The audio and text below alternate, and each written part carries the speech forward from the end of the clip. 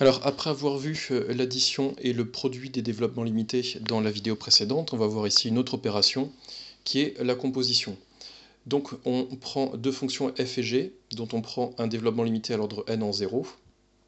Donc, une fonction f dont j'ai noté p la partie régulière, la partie polynomiale, et pour la fonction g, j'ai noté q la partie régulière. Donc l'idée c'est quoi? C'est d'obtenir à partir de ces deux développements limités un développement limité de la fonction g rond f. Pour ce faire, il y a une condition suffisante, c'est le fait que la limite de f de x quand x est égal à 0 soit égale à 0. Alors dans ce cas-là, g rond f admet un développement limité à l'ordre n en 0, dont la partie régulière est obtenue en ne gardant que les termes de degré inférieur ou égal à n dans la composée q rond p. Donc grosso modo, pour déterminer le développement limité de g rond f, on aura besoin de faire la composition des deux fonctions polynomiales q rond p, et évidemment, comme on a déjà fait pour le produit, ne garder, quand on fera cette composée, ne garder que les termes de degré inférieur ou égal à n. Cette condition suffisante, limite de f de x est égal à 0 quand x tend vers 0, elle est particulièrement simple à vérifier, puisque ici vous avez le développement limité de la fonction f. Et on sait que dans le développement limité de la fonction f, le premier terme, donc le a0, le terme constant, il vaut justement la limite de f de x quand x est égal à 0. C'est une chose qu'on a déjà vue.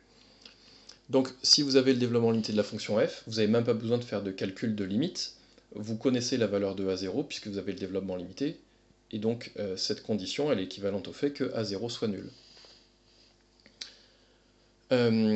Maintenant, je ne vais pas vous donner la démonstration de cette proposition, c'est pas du tout l'idée du programme de MPSI de savoir démontrer ce genre de proposition. Ce qu'il faut, c'est uniquement savoir bien l'utiliser, mais je voudrais juste vous donner l'idée de où sort cette condition limite de f de x est égal à 0 quand x tend vers 0. Donc l'idée c'est quoi? De manière très intuitive et absolument pas rigoureuse. C'est que quand y est au voisinage de 0, g de y est environ égal à q de y. Maintenant, si x est au voisinage de 0, f de x aussi est au voisinage de 0. Donc, si g de y est environ égal à q de y, j'ai le droit de remplacer y par f de x, puisque je répète, f de x est au voisinage de 0. Donc c'est que, je viens de vous expliquer quoi, que g de f de x sera du coup environ égal à q de f de x. Pour que vous en sortiez, je l'ai noté ici, g de f de x sera environ égal à q de f de x. Et ensuite l'idée c'est quoi? C'est que j'applique ce développement limité là, qui me dit que f de x est environ égal à p de x, donc je remplace bêtement le f de x qui est là par p de x. Mais donc en tout cas, j'espère que vous avez compris une chose, c'est que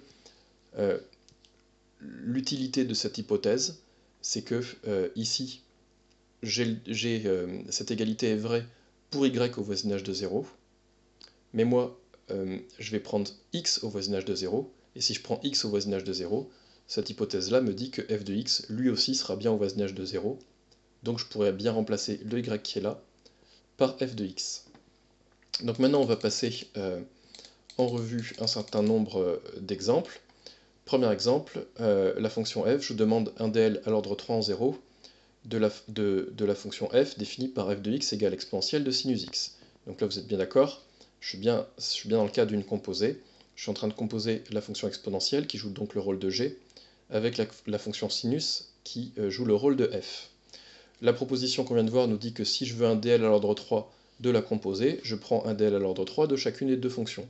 Donc ça c'est le dl que vous devez absolument connaître. Ici, je vois quoi? Je vois que j'ai pas de terme en A0, ce qui veut bien dire que la limite de sinus en 0 est égale à 0. Donc j'ai bien le droit de faire la composée, j'ai bien le droit de faire ce qu'on a vu.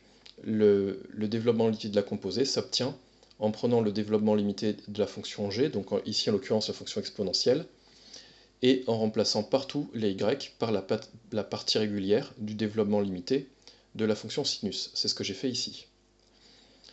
Et bien sûr, vous mettez la variable c'est x, et donc là, le théorème nous disait juste que j'obtiens un développement limité de g de f de x, donc vous mettez la variable c'est x, donc vous mettez un petit taux de x cube, point final. Ici, évidemment, je n'ai fait qu'une étape, là j'ai écrit Q rond P, mais il reste à faire ce que j'ai écrit ici, ne garder que les termes de degré inférieur ou égal à n. Donc ici je développe, donc le 1 il reste, ce terme-là évidemment, tous les termes sont de degré inférieur ou égal à 3, il reste. Par contre ici c'est une entière marquable, donc ça fait donc x au carré, ce terme-là il reste. Le double produit par contre il est en x puissance 4, donc c'est un petit o de x cube, donc je ne l'écris pas. Et le x cube au carré, c'est un x puissance 6, donc c'est un petit o de x cube, donc je ne l'écris pas. Ici c'est pareil, ça c'est de la forme a plus b au cube, donc ça fait a cube, 3a carré b, 3ab carré et b plus b au cube, donc avec le signe moins à gérer éventuellement. Donc ici, quand c'est x qui prend l'exposant 3, c'est bien de degré inférieur ou égal à 3, donc ça fait un x cube sur 6. Par contre, les autres termes, par exemple, quand lui prend un exposant 2 et lui un exposant 1, ce sera en x puissance 5, et ainsi de suite. Vous pouvez regarder tous les trois autres termes, ils seront tous de la forme x avec un exposant strictement plus grand que 3, donc ils partent tous dans le petit o de x cube. Donc au final, il me reste que ceci, et j'ai simplifié et réordonné les termes, j'obtiens ce développement limité là. J'insiste sur le fait que ici, j'ai bien appliqué cette proposition. Donc la proposition me dit que la partie régulière, elle est obtenue en composant les deux parties régulières. Donc ici, ce que je ne veux absolument pas voir, c'est dans ces parenthèses de réécrire le plus petit o de x cube. Ça ne sert strictement à rien. La proposition que j'ai énoncée vous dit directement que vous composez les parties régulières. Donc il n'y a qu'un seul petit o à écrire, il est là. Par contre, donc vous avez bien compris que ici, il y a plein de termes en trop, donc ça ce n'est pas encore le développement limité, il y a plein de termes en trop, mais vous avez quand même le droit de l'écrire. Vous avez le droit d'écrire un x puissance 4 plus petit o de x cube. Par contre, c'est pas simplifié, puisque l'x puissance 4 est lui-même un petit o de x cube, donc il faudra le simplifier. C'est bien ce que j'ai fait, c'est bien le passage de cette ligne-là à la suivante, où j'ai simplifié en me débarrassant de tous les termes de degré supérieur strict à n.